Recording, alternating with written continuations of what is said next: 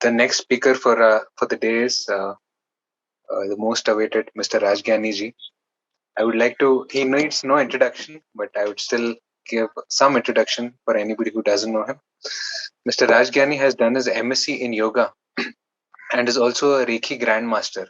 He has taught over 30,000 plus students all over the world. He's currently a supplier to the Indian Army by profession. Rajgyani ji started the Currencypedia YouTube channel in the year 2017 as a hobbyist, with the main aim of creating more and more numismatists and currency collectors. Over the years, Currencypedia has become a family of more than 7,50,000. Collection के actually दो पहलू होते हैं. जैसे सिक्के के दो पहलू होते हैं, तो कलेक्शन के भी दो पहलू होते हैं. एक तो होता है हॉबी, कि आपको हॉबी है, शौक है, आप सिक्के इकट्ठे कर रहे हैं. दूसरा होता है इन्वेस्टमेंट, कि आप जैसे जैसे सिक्के इकट्ठे करते जाते हैं, आपके घर में उतनी रकम इन्वेस्ट होती जा रही है, जो धीरे धीरे धीरे करके काफ़ी बड़ी हो जाती है.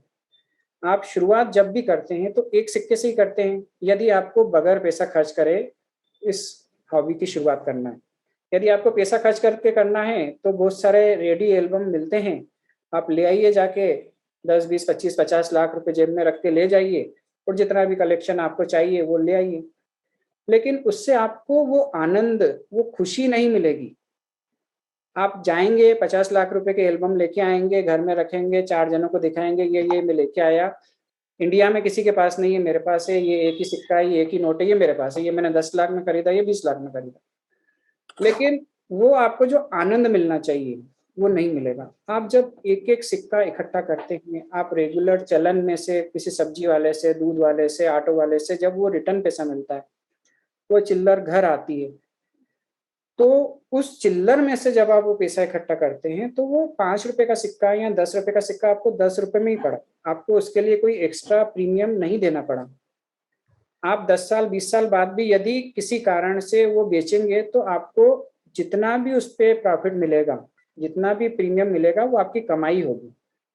लेकिन यदि आप महंगे रेटों में सिक्के खरीदेंगे, तो जब आप उनको बेचने जाएंगे, तो हो सकता है कि आपको उस पर थोड़ा लॉस भी उठाना पड़े. तो खास करके जो नए कलेक्टर हैं, जो बेसिक हैं, जो स्टार्ट करना चाहते हैं, जिन्होंने अभी अभी शुरुआत की है, यह टिप्स उन लोगों के लिए है कि आप शुरुआत अपने रेगुलर कॉइन में से ही करें.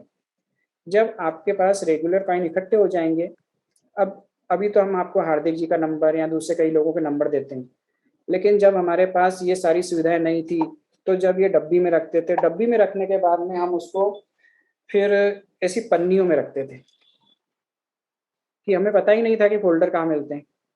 तो ऐसी पन्नियों में रखने लगे. पन्नियों में रखने के बाद जब नोट इकट्ठे हो गए थे, और मुझे ये भी नहीं पता था कि इसके एल्बम भी आते हैं, तो मैं स्टेशनरी से जाके ये फाइल लेके आया, और ये फाइल में मैं वो शीट लगा के और इसमें इकट्ठे करता था. तो अभी तो इतनी सुविधाएं हो गई है आप लोगों को, यूट्यूब पे और बाकी सारे ऑनलाइन प्लेटफॉर्म हैं जहाँ पे आपको इतनी सारी चीज़ें मिलती है. आप अपने कलेक्शन को इतनी आसानी से इतना व्यवस्थित कर सकते हैं. हमारे टाइम पे तो ये सारी सुविधाएं भी नहीं थी. तो आप सभी लोग जरूर करें, और शुरुआत एक सिक्के से, 2 सिक्के से करें, क्योंकि ऐसा माना जाता है या ऐसा इतिहास है कि आर्ट कलेक्टेबल में सबसे ज़्यादा रिटर्न मिलता है.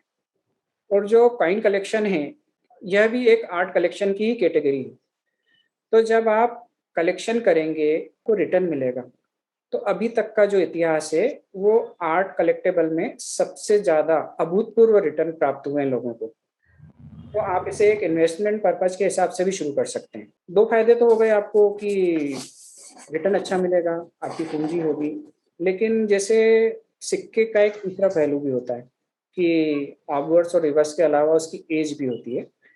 तो इसमें भी एक तीसरा पहलू है कि यदि आप सिक्के इकट्ठे करते हैं, तो आप उस देश की जो इतिहास है उसको भी आप कलेक्ट कर रहे हैं. यह एक धरोहर है इस देश की. जो भी सिक्के आप जिस भी देश के करते हैं, तो यह एक धरोहर है. तो जब आप सिक्के इकट्ठे करते हैं, तो आप उस देश का इतिहास, उस देश की धरोहर को भी इकट्ठा कर रहे हैं, उसको भी सजो रहे हैं, संवार रहे हैं. तो आप 3 काम एक साथ करते हैं. और इससे जो खुशी मिलती है वो तो मैंने बताया ही आपको, उसको शब्दों में बयान नहीं किया जा सकता। एक और चीज़ मैं कहना चाहूँगा कि आप सिर्फ कलेक्टर मत बने, आप कलेक्टर पैदा करें। मतलब आप जहाँ रहते हैं, वहाँ पे आपके घर में सबसे पहले एक कलेक्टर होना चाहिए। कम से कम एक ऐसा व्यक्ति होना चाहिए, आपका बेटा, बेटी, वाइफ, भाई-बहन जो भी, जो आपके अलावा उसमें इंटरेस्ट रखता हो। क्योंकि मेरे पास कई बुजुर्ग लोगों के मैसेज आते हैं, या मैं एग्जीबिशन में जाता हूँ तो कुछ बुजुर्ग लोग मिलते हैं, 70 प्लस के लोग, मेरे पास अभी भी मैसेज हैं, पेंडिंग में हैं, कई मेल पड़े हैं कि मेरी एज 73 है, मेरी 78 है, मेरी 82 है, और मेरे घर में कोई भी इसमें इंटरेस्टेड नहीं है, और अब मेरा स्वास्थ्य ठीक नहीं है तो मैं क्या करूँ? मुझे बहुत पीड़ा होती है। जिस व्यक्ति ने अपना पूरा जीवन लगा दिया इस हॉबी के लिए, अपने लाखों रुपए लगा दिए, और जब वो जाने की स्थिति में आए, तो उनके घर में उसको समझने वाला ही कोई नहीं है। बहुत ही चिंता का विषय है ये। आप लोग ऐसी गलती मत कीजिएगा जैसी गलती पहले के कुछ बुजुर्गों ने की, कि वो अपने सिक्कों को बच्चों को हाथ नहीं लगाने देते थे, कि ये सिक्का महँगा है, ये गुम जाएगा, ये तेरे काम की चीज़ नहीं है, तू पढ़ाई में ध्यान दे। इस तरीके से बचपन में ही उनको उस हॉबी से दूर कर दिया। और आजकल के बच्चे तो एक नई बीमारी, बच्चा पैदा होते से ही माँ-बाप 1 दिन और 2 दिन के बच्चे को मोबाइल में वीडियो गेम और ये सारी चीज़ें दिखाने लग जाते हैं। पैदा होने के 2-4 घंटे के अंदर मोबाइल से उसका परिचय हो जाता है, उसकी फ़ोटो खींच ली जाती है और सब। तो कितने माँ-बाप परेशान हैं। तो यदि आप अपने बच्चों को सिक्कों की तरफ ध्यान देंगे, कि सिक्कों में और नोटों में इस हॉबी की तरफ, उनको भले स्टार्टिंग में ज़बरदस्ती आपको करना पड़े, कि नहीं आप कम से कम ये 10 सिक्के देखो, इसका इतिहास देखो, इसके बारे में मेरे को बताओ, कि ये सिक्का किसने छापा, कब निकला, क्या इसका वज़न है, कौन-सी धातु है, नेट से सर्च करके बताओ। तो उनका नेट से कनेक्शन भी हो जाएगा और वो सिक्के के बारे में भी वो खोजेंगे। जब वो 1 सिक्के, 2 सिक्के की स्टडी करेंगे, तो ऑटोमेटिक उनकी जिज्ञासा जागेगी कि यार सिक्कों में इतना कुछ है। तो वो धीरे-धीरे डाइवर्ट हो जाएँगे आपके सिक्कों की तरफ, और फिर वो भी आपको आगे का ज्ञान देंगे, क्योंकि आजकल के बच्चे हमसे ज़्यादा एडवांस हैं। आप लोगों के पास कुछ ज्ञान होता है, हम लोगों के पास कुछ ज्ञान होता है, लेकिन नेट पे हर 1 मिनट लाखों घंटों का कंटेंट अपलोड हो रहा है। तो उसमें से कोई कंटेंट ऐसा होता है कि जो आपके लिए फ़ायदे का हो सकता है। तो आपके बच्चे आपको बता सकते हैं, तो आप अपने बच्चों को ज़रूर लाएँ। सबसे पहले आप शुरुआत करो आपके रेगुलर चलन में जो सिक्के आपको मिल रहे हैं। जैसे कॉपर निकल के सिक्के अभी धीरे-धीरे आना बंद हो जाएँगे। मार्केट में अभी आपको थोड़े बहुत कॉपर निकल के सिक्के मिल रहे होंगे, तो क्योंकि धातु की कीमत बढ़ती जाती है। तो उस सिक्के को देख के आप उस धातु की कीमत का भी पता लगा सकते हो, जो कि एकदम सत्य है, कि जैसे कॉपर निकल का जो ₹1 का बड़ा वाला सिक्का आता था, अब कॉपर निकल का ₹1 का बड़ा सिक्का क्यों नहीं आता? क्योंकि वो कॉपर निकल के सिक्के में जितनी धातु यूज़ होती थी, उससे ज़्यादा कीमत हो गई है अब उस धातु की। अगर उसको गला के बेच देंगे, तो ₹1 से ज़्यादा पैसे मिलेंगे। इसीलिए वो सिक्के चलन से बाहर हो गए। तो जब आप सिक्के इकट्ठे करते हो, तो आपको ये भी पता होता है कि उस टाइम पे इस धातु की कीमत इससे कम थी।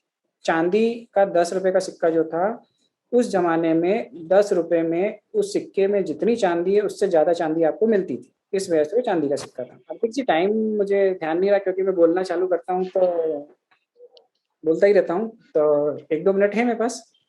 बिल्कुल सर, बिल्कुल। अ, मुझे लगता है मैंने थोड़ा बोर कर दिया होगा आप लोगों को, क्योंकि जो स्पीकर हैं, वो तो सब महान लोग हैं, और मेरी ये छोटी-छोटी बातें, बच्चों वाली बातें सुन के बोर हो रहे होंगे। लेकिन जो नए लोग जुड़े हैं, जो नए कलेक्टर बनना चाहते हैं, उनको शायद अच्छा लगा होगा।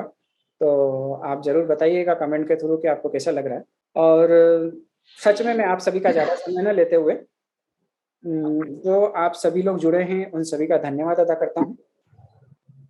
और एक्चुअल में आप सभी लोग जुड़े हैं साईनाथ रेड्डप्पा जी की बुक लॉन्चिंग के लिए, और हमको सुनना पड़ रहा है। तो मैं चाहता हूँ कि मैं आपका ज़्यादा वक़्त ना लूँ, और उन्हें ही मौका दूँ जुड़ने के लिए। और फिर से एक बार आप सभी का दिल से धन्यवाद, शुक्रिया, मेहरबानी।